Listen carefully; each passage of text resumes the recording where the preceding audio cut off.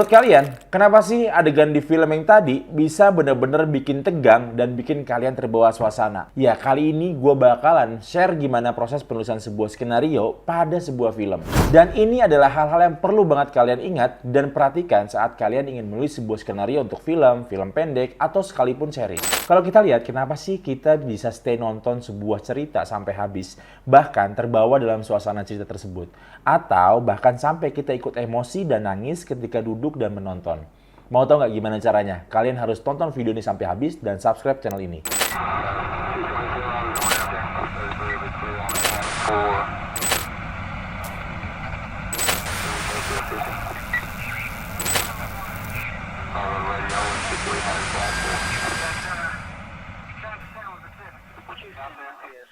Karena untuk membuat sebuah skenario perlu kita tahu bahwa menulis skenario ini tuh beda banget sama menulis sebuah cerpen, novel, atau bentuk tulisan lainnya. Karena pada dasarnya membuat skenario ini lebih mirip dengan membuat sebuah plan atau rencana. Yaitu rencana agar penonton tuh rela nonton film kita sampai akhir, atau plan untuk menyampaikan pesan apa yang ingin kita sampaikan pada film kita.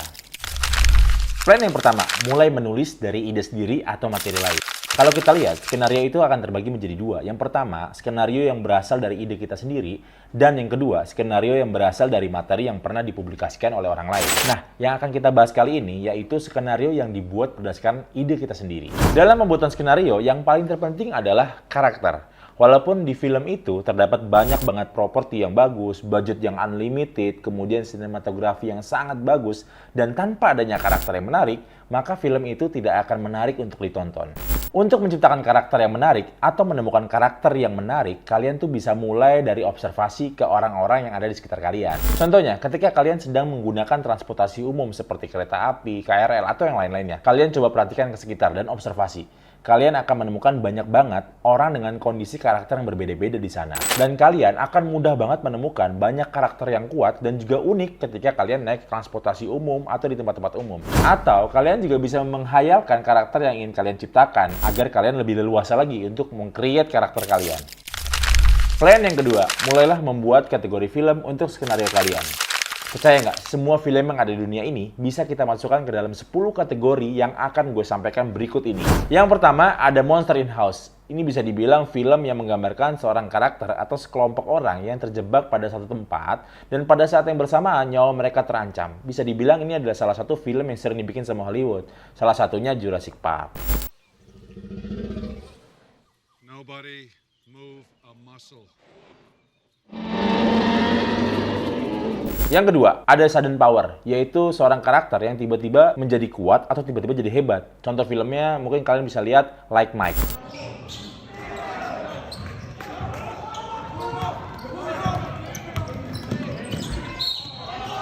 Yang ketiga ada Little Guy Big Problem. Ya kalian udah tahu ya, banyak banget film-film di dunia ini saat ini menggambarkan ada orang yang biasa aja kemudian dia punya masalah yang besar banget. Ini adalah kategori Little Guy Big Problem. Yang keempat yaitu Long Journey. Mungkin bisa digambarin contoh film ini yaitu Lord of the Ring gitu kali ya. Jadi emang perjalanannya panjang banget. I will take the ring to Mordor. Yang kelima, Whodunit. Ini biasanya bisa kita dapat di film-film detektif. Yang keenam, Slice of Life. Ini kategori film yang bisa bikin film ini jadi menarik atau bahkan membosankan karena biasanya menceritakan tentang kehidupan seseorang. Yang ketujuh yaitu kategori film superhero, di mana kita udah tahu ya film-film superhero ini seperti apa gitu, seperti Superman, Spider-Man dan lain-lain lah. Yang kedelapan disebut dengan Si Pungguk Dapat Bulan. Ini mungkin film-film yang paling banyak dapat Oscar. Contohnya kayak Forrest Gump, King's Speech, itu film-film yang potensi mendapatkan Oscar atau menang dalam kejuaraan-kejuaraan film. Yang kesembilan, ini lumayan sulit untuk disebutkan, namanya Institutionalis. Itu sebuah film yang menggambarkan tentang sebuah institusi. Kalau kita lihat, mungkin contohnya adalah film yang paling tinggi ratingnya di IMDb, yaitu Shawshank Redemption. Itu film di posisi nomor 9 ini, kategori nomor 9. Yang ke-10 yang terakhir yaitu Buddy Movie. Contohnya ya seperti Police Story atau ada dua orang karakter yang berteman secara bersamaan kemudian menyelesaikan masalah. Ini adalah film-film Buddy Movie. Nah, kira-kira dari 10 kategori film itu, kalian ingin bikin dari kategori yang mana? Karena dengan memisahkan antara kategori satu dengan kategori yang lain, kalian akan mempermudah untuk mendapatkan ide kira-kira berangkat dari mana cerita kalian dan akan seperti apa cerita dari film kalian. Ini sangat menarik. Plan ketiga, struktur dalam menulis skenario.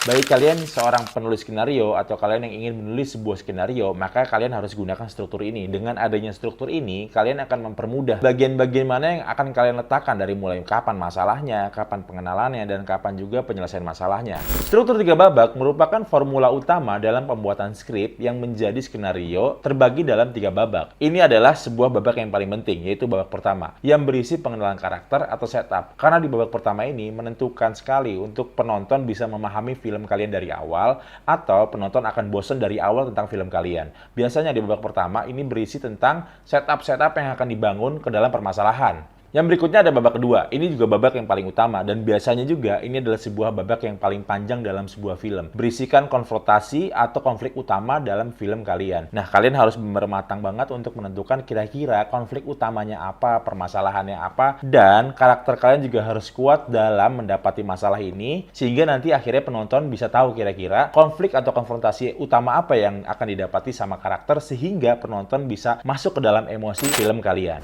Dan babak yang ketiga ini adalah babak yang paling penting juga, yaitu penyelesaian atau solusi atas masalah mereka dalam film atau skenario kalian. Biasanya di babak terakhir ini itu akan menjadikan kira-kira film kalian sangat menarik, biasa aja, atau sangat tidak menarik karena solusi dari permasalahan film tersebut. Biasanya banyak orang yang menggunakan plot twist atau plot-plot yang sekiranya tidak ditebak dalam pembuatan film dan ini biasanya ditaruh di akhir. Dan babak ketiga ini adalah babak yang paling menentukan antara karakter kalian itu akan menjadi kuat atau karakter kalian akan menjadi yang lemah. Atau jika kalian ingin membuat sebuah film pendek atau short movie, biasanya gunakanlah sistem 2 babak. Dan dalam short movie atau film pendek ini, biasanya penulis skenario atau pembuat film tidak akan bertele-tele dari awal. Dalam babak pertama, harus langsung dimulai dengan permasalahan utama dalam film pendek kalian. Contohnya, ada seorang karakter yang dari awal sudah terjebak masalah, kemudian gimana caranya karakter tersebut bisa menyelesaikan masalahnya. Dan biasanya dalam film pendek, itu tidak boleh bertele-tele di awal film. Dan mungkin bisa kalian gabungkan antara permasalahannya dan juga perkenalan dalam karakter tersebut. Dan babak kedua biasanya diisi dengan masalahnya atau konfliknya, apa yang terjadi dalam film tersebut. Nah, kalian harus benar-benar perhatikan hal tersebut antara film panjang dan film pendek, maka bedakan hal tersebut. Jadi kalau bisa, kalau ketika kalian membuat sebuah skenario film panjang, gunakanlah 3 babak,